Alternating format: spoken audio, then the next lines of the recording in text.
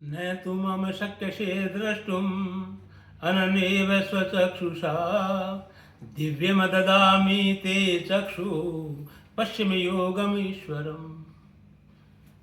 हे केशव, मैं आपके विश्व रूप का दर्शन करना चाहता हूँ। केशव ने कहा, पार्थ, विश्व रूप का दर्शन करने के लिए, अलौकिक रूप का दर्शन करने के लिए आपके जो मनुष्य रूप, जो साधारण जो नेत्र है, इसके द्वारा दर्शन करना संभव नहीं है। पार्थ ने कहा, तो? केशव ने कहा कि मेरा दर्शन करने के लिए, मेरे अलौकिक रूप का दर्शन करने के लिए दिव्य चक्षु की आवश्यकता है और मैं आपको दिव्य चक्षु प्रदान करता हूँ। जब दिव्य चक्षु प्रदान किए गए तब पार्थ ने अलौकिक रूप का दर्शन किया।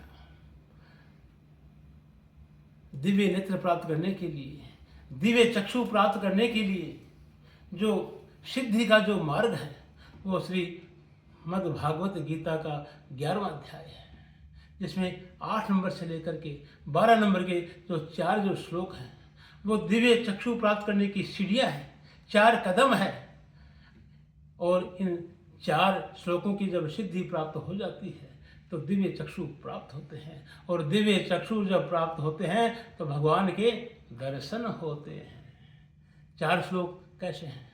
पश्चिमे पार्थ रूपाणि, पश्चिमे पार्थ रूपाणि शतशोऽथ सहस्रशः नानाविधानि दिव्यानि नानावर्णाकृतीनि च पश्यादितं वसुं रुद्राम् अस्मिनो मरुते तथा बहुन दृष्टपूर्वाणि पश्यास्त्राणि भारत ईकस्तम जगत कृष्णं पश्यादि सचराचरं मम देहे गुडाकेश यत् च अन्यत् द्रष्टुमिच्छसि न तु मम शक्यसे द्रष्टुम् अननेव स्वचक्षुषा दिव्यम ददामि ते चक्षु पश्चिम योगम ईश्वरम।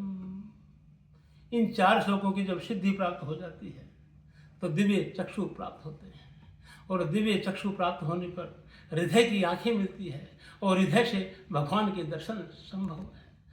जब केशव ने जब पार्थ को जब दिव्य दृष्टि प्रदान की तो दिव्य दर्शन हुआ, अलौकिक दर्शन हुए, जिसका वर्णन संजय ने इस प्रकार किया है।